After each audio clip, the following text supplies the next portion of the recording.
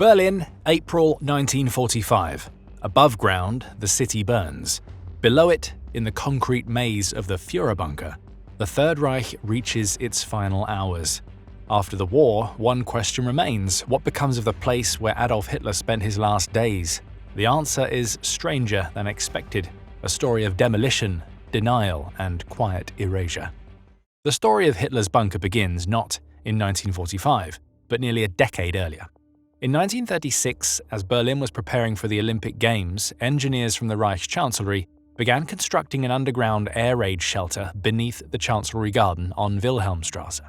It was modest in size, built primarily for protection from aerial attacks. But by 1943, with Allied bombings intensifying, the bunker was expanded and reinforced.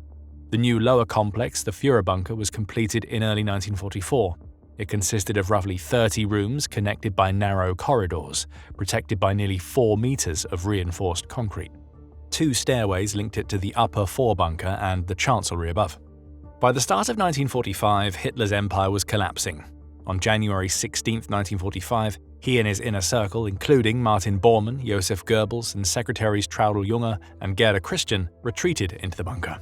The upper Führerbunker served as living quarters for staff and guards, while the lower level became the heart of Hitler's final command post. It held a conference room, telephone exchange, map room, and his personal study. The air was heavy, the corridors narrow and claustrophobic. Reports from those present described flickering lights, poor ventilation, and constant dampness from groundwater seepage. Life inside the bunker grew increasingly desperate. Hitler spent long hours poring over maps, issuing orders to armies that no longer existed. Outside, Soviet artillery closed in. By April 20th, his 56th birthday, shells were already falling on the Chancellery Garden. Eva Braun joined him underground permanently soon after. Witnesses recall an eerie blend of routine and despair, daily military briefings, hurried meals, and the occasional playing of gramophone music. On April 29, 1945, as Soviet troops advanced within blocks of the Reich Chancellery, Hitler married Eva Braun in a brief civil ceremony in the bunker's small conference room. That same night, he dictated his political testament, blaming Germany's defeat on his generals and declaring his loyalty to the cause that had destroyed Europe. The following day, April 30th, 1945, he took his own life in his private study alongside Braun. Their bodies were carried up to the garden and burned by staff under Bormann's orders as Soviet shells thundered nearby. In the days that followed, Goebbels and his family also died in the bunker complex. On May 2, 1945, the remaining occupants attempted to flee or surrendered to Soviet forces. When the Red Army reached the ruins of the Chancellery, they found only charred remains, fragments of documents, and the wreckage of what had been the nerve center of Nazi Germany. The Soviets quickly secured the site and began investigations to confirm Hitler's death. For years afterward, they kept their findings secret, fueling rumors that Hitler had escaped. When the guns finally fell silent in May 1945, Berlin was a wasteland. The Reich Chancellery lay in ruins, its grand marble halls now piles of rubble. Beneath it, the Führerbunker still stood, damaged but structurally intact. Soviet troops discovered the entrance while clearing debris and immediately sealed off the area. To them, the site was both evidence and embarrassment, the last refuge of a defeated dictator. What followed was a mix of secrecy, destruction, and political control. In May and June 1945, Soviet forensic teams led by SMERSH, military counterintelligence, entered the bunker to recover remains and documents. They photographed rooms, mapped the layout, and gathered fragments of burned papers. The discovery of dental remains believed to be Hitler's confirmed to them that he had died there, though Stalin publicly denied it. For the Soviets, ambiguity served propaganda. It kept the myth of Hitler's escape alive, while highlighting Western intelligence failures. The complex itself posed a different challenge. Berlin, now divided into occupation zones, was rebuilt from the ashes. The Soviets decided the Chancellery should be erased. Between 1945 and 49, demolition crews systematically destroyed the above-ground buildings, first by hand and later with explosives.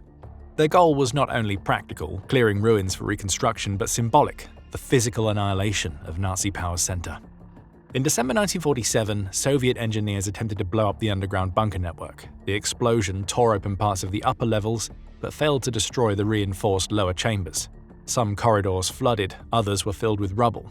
After several more attempts, the Soviets gave up. The site was buried under debris and forgotten, though rumors persisted of secret tunnels stretching beneath Berlin. By the early 1950s, the East German government inherited the area within its sector. Keen to suppress anything that could become a shrine for sympathizers, it imposed silence. No public signs marked the location. Official maps simply omitted it. Nearby streets were renamed and the ruins of the Chancellery Garden were flattened and turned into a nondescript stretch of wasteland. Even mentioning the bunker was discouraged. It was to vanish from memory as well as from sight. Yet the bunker's ghost lingered. Allied investigators and journalists tried to access it, often relying on second-hand Soviet reports. Early post-war publications like Hugh Trevor Roper's The Last Days of Hitler from 1947 drew heavily on these limited accounts, cementing the image of a subterranean tomb beneath the ruins of Berlin. By the late 1950s, the site had vanished from view. The ruins of the Reich Chancellery were cleared, the bunker entrances sealed, and East Berlin rebuilt over the area. Housing blocks and streets replaced the shattered government quarter, leaving the bunker buried and out of sight as the city moved on.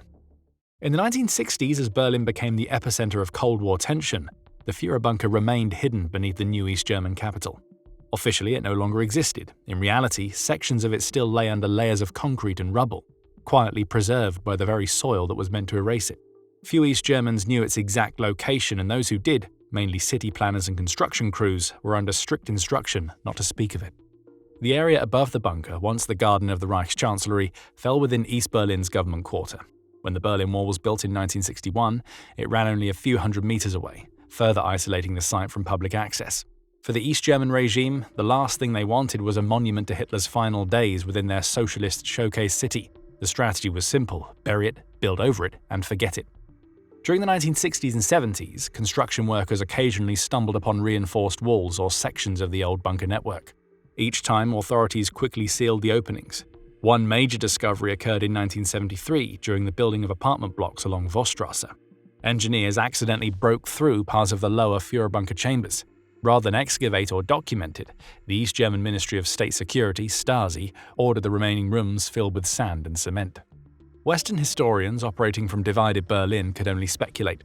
Rumors spread through both Germanies and abroad. Some claimed the Soviets had preserved parts of the bunker for secret study. Others said the entire structure had been obliterated. Throughout the Cold War, East German propaganda avoided mentioning Hitler's last days or the bunker. School textbooks skipped over it entirely. The regime's focus was on anti-fascism and socialist progress, not on the ruins of dictatorship lying beneath their feet. But in the West, fascination persisted. Western journalists and tourists visiting Berlin often asked where Hitler's bunker had stood, only to be met with shrugs or evasive answers. In the late 1980s, as East Germany approached collapse, its capital began another wave of reconstruction. City plans were modernized and some older districts were mapped more precisely. It was then that historians realized how much of the bunker had survived under the surface. Though heavily damaged and flooded, the reinforced concrete shell still existed. When the Berlin Wall came down in 1989, a buried past resurfaced. As East and West Berlin merged, construction boomed across the city. Bulldozers and survey teams revisited long-ignored plots, including the former Reich Chancellery Garden. In 1990, engineers unexpectedly uncovered sections of the Führerbunker's reinforced walls and stairwells. They found flooded corridors, twisted metal doors, and fragments of wartime fittings. For historians, it was a rare physical link to one of history's most infamous sites. For the new German government, it posed a moral dilemma: how to deal with the last remnant of Hitler's final refuge. The early 1990s were marked by intense debate. Some argued that the bunker should be excavated and documented before redevelopment erased it completely. Others warned that opening it risked turning the site into a neo-Nazi pilgrimage ground. Berlin's city planners chose the latter path: no monument, no museum, no memorial. The ruins were quietly sealed again in 1992 as new apartment buildings and car parks rose above them. The only trace left visible was an unmarked patch of gravel between modern buildings. Still, curiosity persisted. Historians pieced together the site's layout using wartime blueprints and Soviet photographs. Journalists and documentary filmmakers tracked its shifting legacy. In the late 1990s, the exact coordinates of the bunker became public, sparking a wave of dark tourism. In 2006, ahead of the FIFA World Cup, Berlin installed a small information panel at the edge of the site. The display offered a factual, minimal explanation of the bunker's history, along with diagrams showing its position under the surrounding buildings. It was the first official acknowledgement of the site, designed to inform without glorifying. Historians still debate how much of the lower levels survive. Estimates suggest around 15 to 20% of the original concrete shell remains buried. In 2016, the Berlin Story Museum opened a reconstruction of parts of the Führerbunker inside a former air raid shelter a short distance away.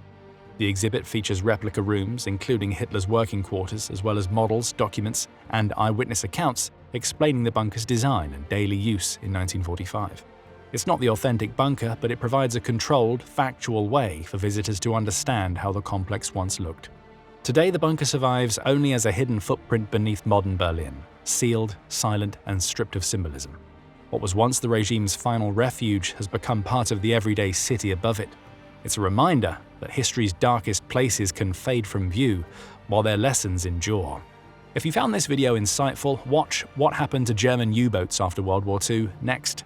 A deep look at how the U-boat fleet was captured, studied, and scattered across the world in the aftermath of the war. Like this video, subscribe, and hit the bell for more History Inside, and we'll see you in the next one.